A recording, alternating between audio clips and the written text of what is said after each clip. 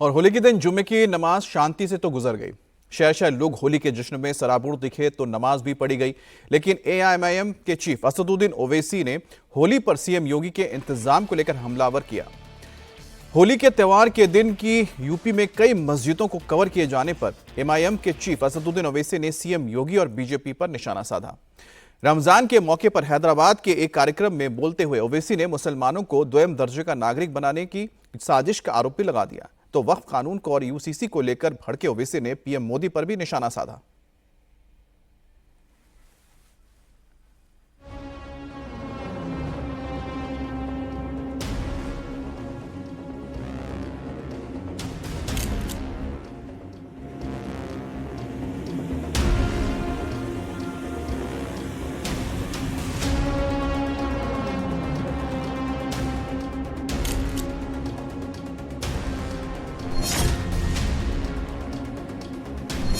होली पर शांति से हुई जुम्मे की नमाज, ओवैसी के निशाने पर सीएम योगी। एक चीफ मिनिस्टर बोल रहे नहीं जुम्मे की नमाज घर में भी पढ़ सकते। आप कब से फजीलतुल शेख बन गए? आप कब से अल्लामा बन गए? ये समझ में नहीं आया। अब दीन मैं इनसे सीखूं। ओवैसी के भाषण में चमेली और गुलाब, भाईजान के फूल और कांटे। अगर मोदी ये कहेंगे कि नहीं गुलाब के फूल से चमेली की खुशबू आना, अगर मोदी ये कहेंगे कि कांटे से मोतिया की खुशबू आना, तो कहां से आएगी? होली के दिन जुम्मे की नमाज के बीच गंगा जमुनी तहजीब की मिसाल पेश करते हिंदू की होली और मुसलमानों की नमाज की ये तस्वीरें बता रही हैं कि पर्व और त्योहार इंसान को जोड़ने के लिए होते हैं। जुम्मे के दिन शहर शहर होली और नमाज शांति से गुजर गई। संभल से लेकर दरभंगा तक गंगा जमुनी तहजीब की झलक देखने को मिली। हिंदुओं ने जमकर होली खेली तो मुसलमानों ने मस्जिदों में इबादत की। लेकिन भड़काऊ भाईजान को पर्व त्योहार की ये शांति रास नहीं आई। ओवैसी ने सीएम योगी की होली के दिन घरों में नमाज पढ़ने वाले बयान पर घेरा तो पीएम मोदी को छावा मूवी की तारीफ पर भी निशाने पर लिया। यह बताया जा रहा है कि तुम दूसरे दर्जे के शहरी, हम दूसरे दर्जे के शहरी कभी नहीं बनेंगे।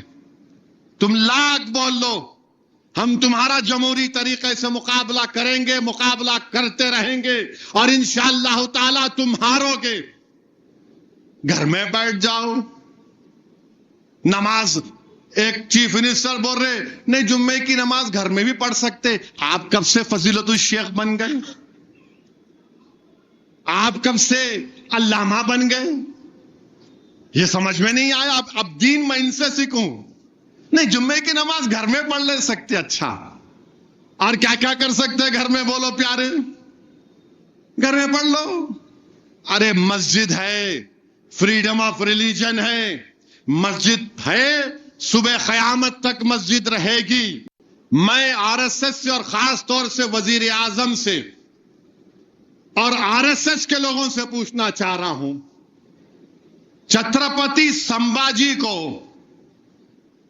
बदतरीन अल्फाज किसने इस्तेमाल किए थे?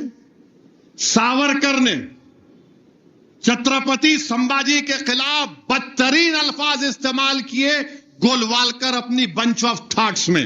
अगर मैं बोलूंगा तो ये टीवी चैनल वाले रोजा खोलने से पहले मेरे को बताएंगे, अरे क्या बोल दिया आप। उन्होंने क्या बोले मालूम इनको तो, क्या वजीर आजम मुत्तफिक हैं? क्योंकि वजीर आजम बोले अच्छा पिक्चर है। जो उन्होंने गोलवालकर को अपना गुरु कहा, तो गोलवालकर ने छत्रपति संभाजी के खिलाफ जो बात कही थी, क्या उसको काबिल कबूल है? जो सावरकर ने जो बात कही तुम उसको काबिल कबूल मानते हो? अगर नहीं मानते तो फिर इनको क्या करोगे? हैदराबाद में तकरीर के दौरान ओवैसी सीएम योगी से लेकर पीएम मोदी तक निशाना साध रहे हैं। जुमे के दिन होली को लेकर सीएम योगी के बयान की आलोचना कर रहे हैं।